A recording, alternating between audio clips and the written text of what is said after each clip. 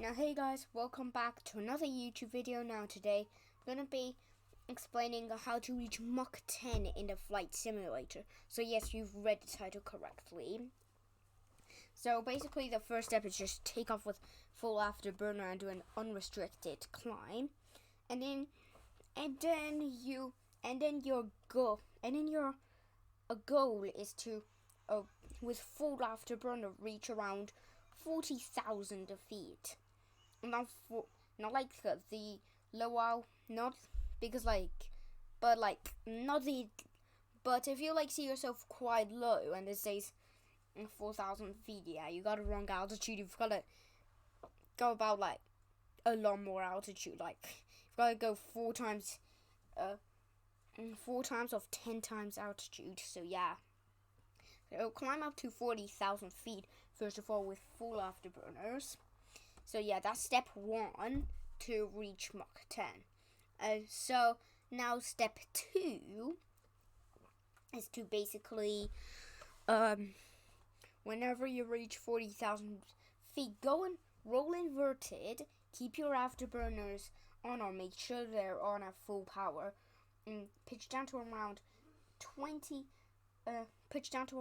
negative 20 degrees with full afterburner. And in this case, you're trading a speed for proper altitudes.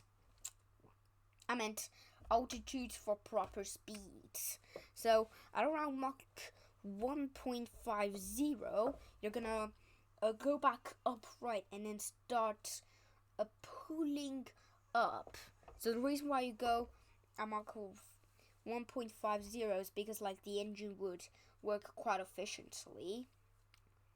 So yeah, so you're gonna unload, roll back upright. You're gonna pull up, climb up back. So there are two ways you can do it. Now, one is to maintain a 10-degree pitch, but no more, or you can do a little bit less in this case. In another case, or you can just level off to get the speed required even faster, that I'm gonna explain in a moment. Alright, so now those are the first 2 steps, and now the third step is to basically either I just said climb at 10 degrees pitch, but no more, or level off the aircraft to actually get the speed proper fast, and the speed you're aiming for is about Mach 3.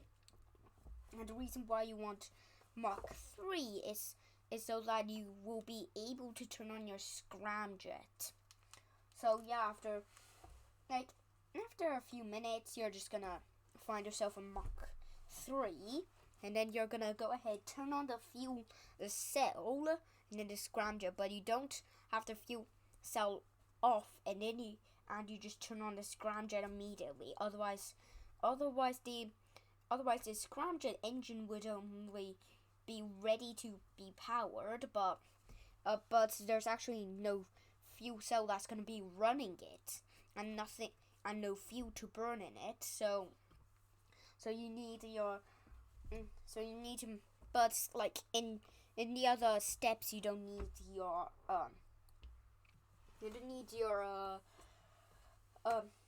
fuel cell on, because that isn't really important, but for the scramjet you really need it, so you want that on. Then you're gonna go ahead, uncover the scramjet guard, and then you're gonna flick the switch to the on mode, and then what this will do is open is basically when you look at the downer part of the engine, you're gonna see it go up a little bit, and there's gonna be no engine in there anymore, and then you're gonna see a type of purple, or I don't know, well, it's just purple afterburner. And if you only see a little bit, that means it's just warming up, and then you're just gonna see glowing in your eyes. Well, at night it looks really cool, and at daytime it does when you look at the engine itself. And what this will basically do is turn on engine 3 and 4, which some people think is bugged. Like they think it was stolen from the 747, but actually it wasn't. Well, that was a scramjet, so yeah, some people think that was bugged. And then when engine 3 and 4 is on, like the scramjet, it's gonna make your plane reach Mach 10 really quick. Well, you can't just keep your plane leveled off, because you have to be climbing, otherwise if like in the AAS you're gonna go way too fast on it that your plane's gonna explode, so you don't want that. But if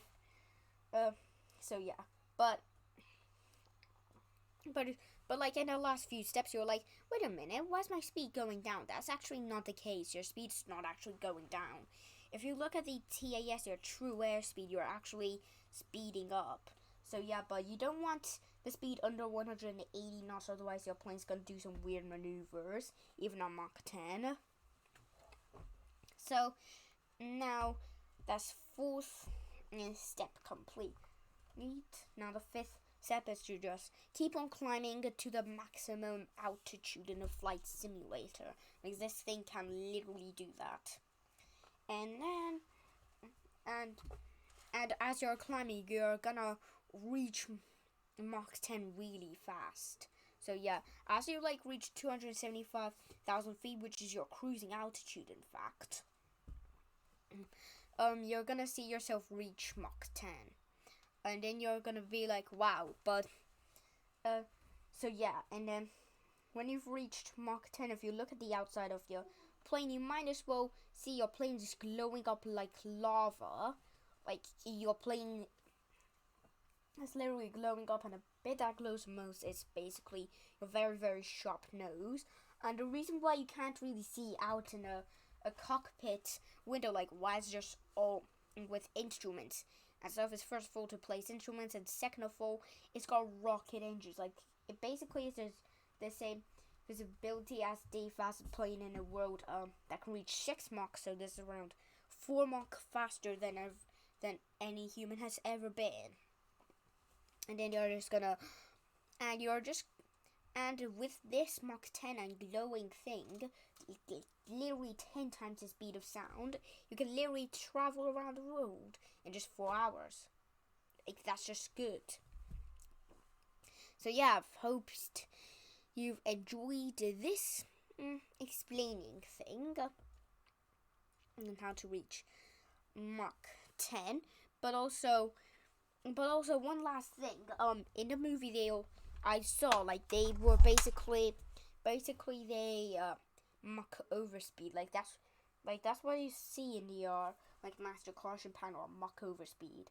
And plus, whenever you reach Mach 10 in a flight simulator, like, you're literally going to go Mach 10.1, like, that's faster than instructed. But yeah, and then the fastest I've went in a flight simulator was like a Mach 10.5. I got a master caution, a warning, and then I was like, oh no. and then yeah, but if you're like, EAS goes way too fast, like did in the Top Gun movie, your plane would completely explode, like we've talked about in the last episode. So I hope I see you again, and bye. Also, make sure to like and subscribe.